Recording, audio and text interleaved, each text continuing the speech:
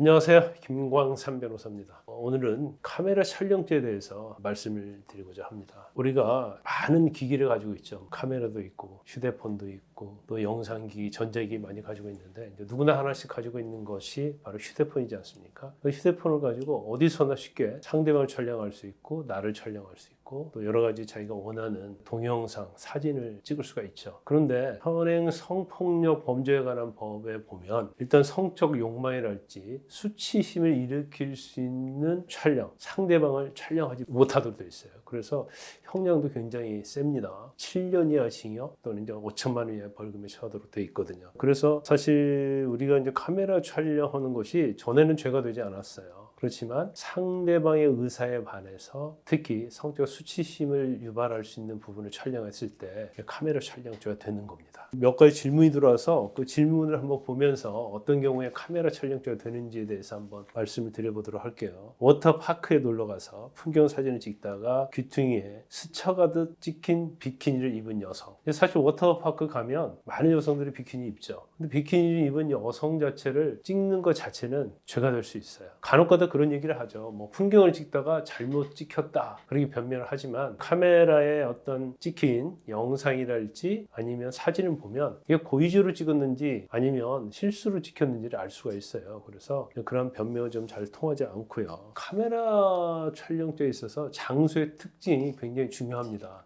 그와 관련해서 또 다른 질문이 하나 있는데 모터쇼에 놀러가서 늘씬한 여성 모델들의 몸매를 수백 장 찍었다. 사실 이건 죄는 되지 않죠. 그 워터파크하고 모터쇼라는 장소의 특징이 있잖아요. 근데 모터쇼는 그야말로 레이싱 걸들이 나와서 자기 몸매를 뽐내는 그런 곳이죠. 그런 걸 사진을 찍는 것 자체는 어떤 성적 욕망이랄지 수치심을 유발하는 것이 아니기 때문에 죄는 되지 않아요. 그런데 그 모델의 어떤 신체 자체는 전체적인 신체가 돼야 하는 거죠. 설사 모터쇼에서 노골적으로 비키니 촬영으로 입고 나왔다 하더라도 전체의 신체가 아닌 특정 부위, 엉덩이, 가슴, 또는 은밀한 부위 이런 걸 찍으면 그건 죄가 될 수가 있어요. 그 다음에 굉장히 많은 경우에 있어서는 대부분이 지하철입니다.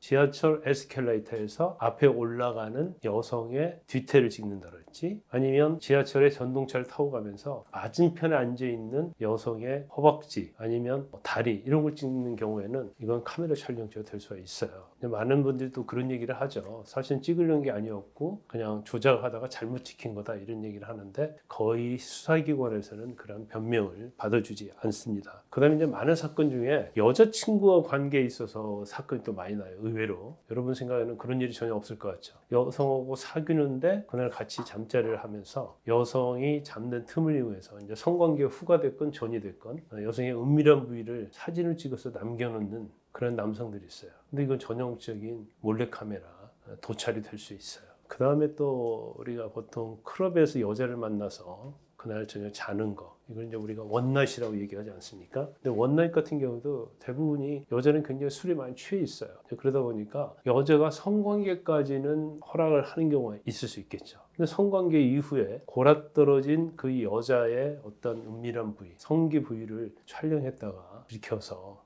경찰서로 지켜오는 경우가 굉장히 많습니다. 절대 그런 짓을 해서는 안 되고요. 경우에 따라서는 몰래 카메라를 찍음으로 말미암아서 어떤 성적인 흥분, 성적 취향이 있는 사람들이 상당히 많이 있어요. 제가 경험한 사건 중에서도 교수가 한 분 있었는데 그분이 지하철에서 촬영하다가 신고가 됐는데 휴대폰을 압수해서 뒤져보니까 여자 사진이 한 2만 장 있었어요. 이런 경우는 엄청나게 죄질이 불량합니다. 그래서 신고를 받게 되고 체포가 되게 되고 그러면 경찰이 가장 먼저 하는 것은 휴대폰 압수수색이에요. 그래서 거기 있는 사진이 뭐가 찍혀 있는 걸 보고 사진이 지워졌다고 하면 포렌식을 하게 됩니다. 포렌식을 하는데 한 1주에서 2주 기다리게 되는데 그때 당사자는 엄청나게 겁을 먹을 수밖에 없죠. 단순히 촬영 하나로 끝나는 게 아니라 그 전에 자기가 찍었던 사진들이 결과적으로 포렌식에서 복구가 돼서 경찰이 처벌을 하려고 수사를 하는 경우가 굉장히 많다는 걸 알아두시라고요.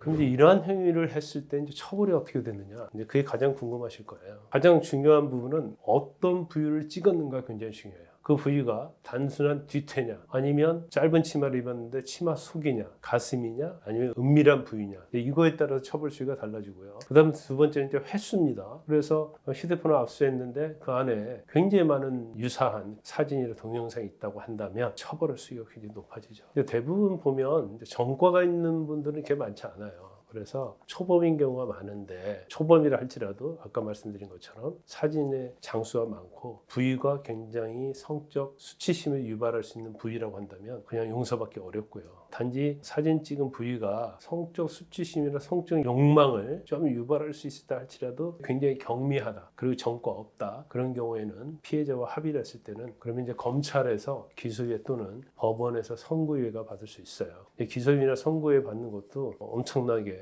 변론도 잘해야 하고 노력을 많이 해야 합니다. 그 다음에 경미한 부위에서 좀 수위가 조금 높아지면 벌금형을 받을 수 있죠. 검찰에서 벌금형에 처해달라고 하는 거 우리가 구약식이라고 하는데 벌금형 하는 사례도 있어요. 근데 상당히 많은 카메라 촬영죄에 있어서는 요즘의 추세는 장수도 상당히 있고 부위가 좀 은밀하다고 하면 법원에 정식으로 기소를 해서 재판을 받아야 합니다. 그래서 재판 과정에서 처벌의 수위가 어떻게 되느냐는 물론 본인의 노력도 중요하지만 변호사가 어떻게 변론하느냐 이제 그런 부분이 형량에 상당히 영향을 미친다 이렇게 볼 수 있고요. 신고가 돼서 경찰에 출석하게 되는 경우에 있어서는 그 전에 전문 변호사하고 상담을 해서 여러 가지 자기 방어 또는 자기 어떤 정상 참작 사유 이런 것들을 충분히 노출을 시켜서 가장 처벌의 수위가 낮게 하는 게 중요하겠죠.